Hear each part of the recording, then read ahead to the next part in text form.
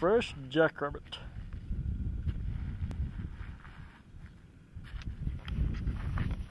That's cool. That's very cool.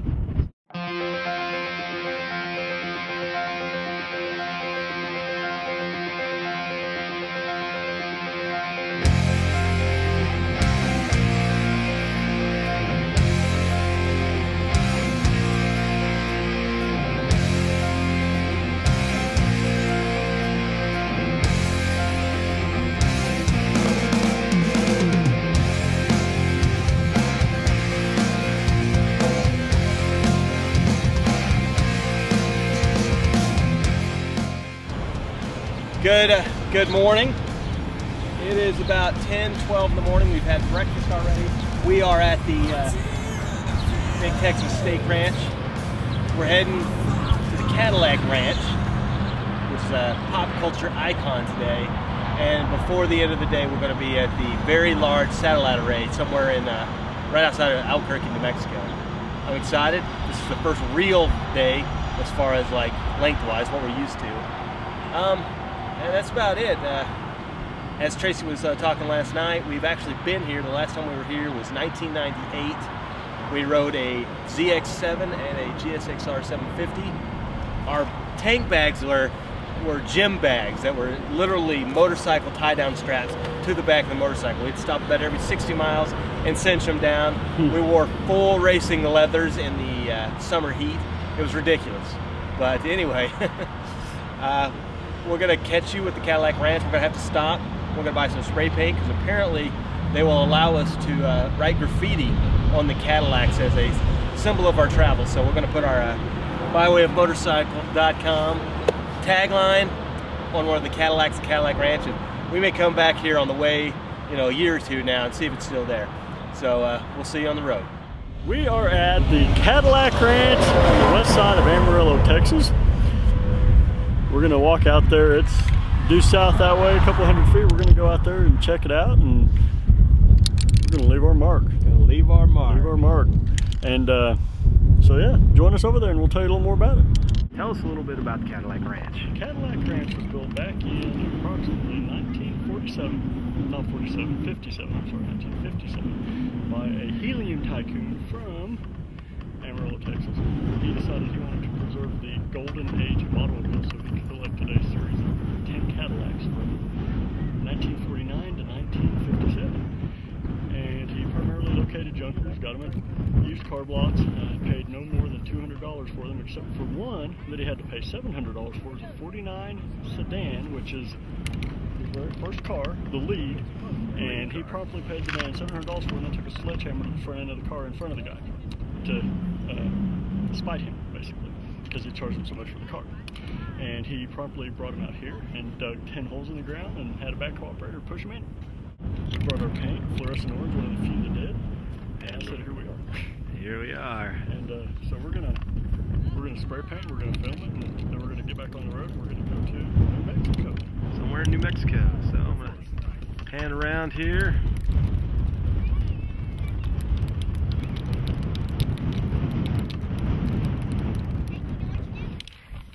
And Tracy's going to leave our mark on the Cadillac Ranch.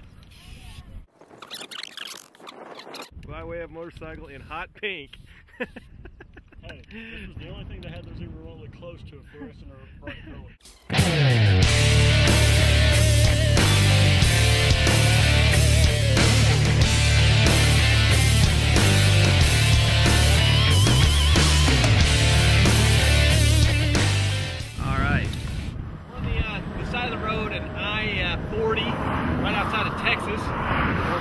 New Mexico.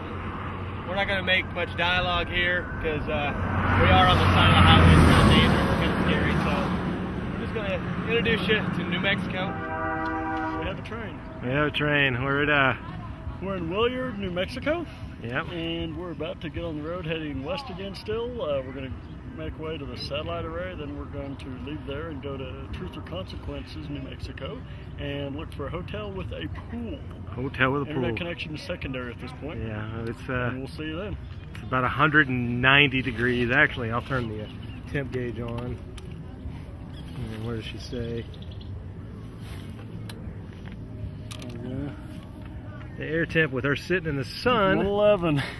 With her sitting in the sun. That's pleasant. Is 111 degrees.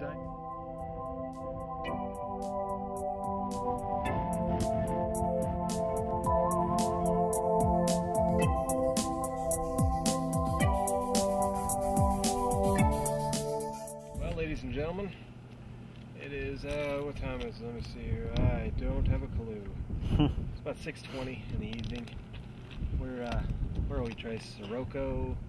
We are 50 miles west of Socorro, New Mexico. Socorro, New Mexico. And we've made it to the Very Large Array, or VLA. Contact was actually filmed looking at these satellite dishes. Independence Day, the initial scene where they get contact from the aliens, was supposed to be here. I doubt if it was. There's 27 of these giant parabolic dishes, and I think we're going to get up real close to one and kind of take some pictures and stuff. So, as far as the ride's going, we're both exhausted. We still got about 150 miles in the day. It's going to be one of those tough days. So we're going to hang in there, press. You know, any miles that we make now, we're well past our expected checkpoint. So we're making bonus miles right now. So maybe we can make bonus video. So I will see you at the array. We have what's called the Whisper Gallery here, and it's two other dishes. They're probably about 8-footers, maybe 7-footers, but they're to show the principle, basically, of the parabolic dish and how the sound wave will be focused towards the center. So the theory is that you guys should go to that parabolic dish. I should be able to talk in this one. You should be able to hear me. So let's try it out.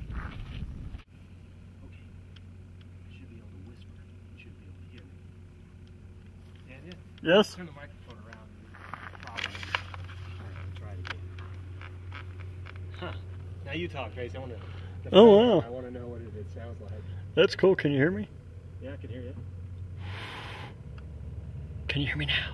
That's a trip, dude. It's like you're right here. Yeah, it's like. I mean, you know, I heard. I was like, is there like a? Hang on. 30 yards from me. Welcome back. We're approximately 200 feet from where we last joined you. We're standing in a much closer proximity to one of the radio telescopes, technically, and they're huge. They're about 82, 83 feet across, 25 meters. Right. And there's, like Billy said, there's 27 of them, and we're near one of them. I think we're gonna walk up right to it. Stroll. And yeah, kind of the realm of the super geek.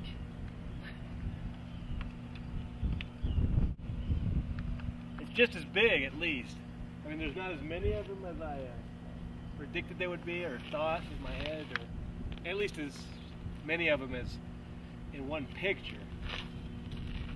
But the dish is every bit as big as I expected it to be. I don't necessarily know if it was worth making the extra 110 miles right out here. I mean, what is worth that is the lesson learned that we know better. that they are spread, you know, many. Oh, it's moving. That's cool.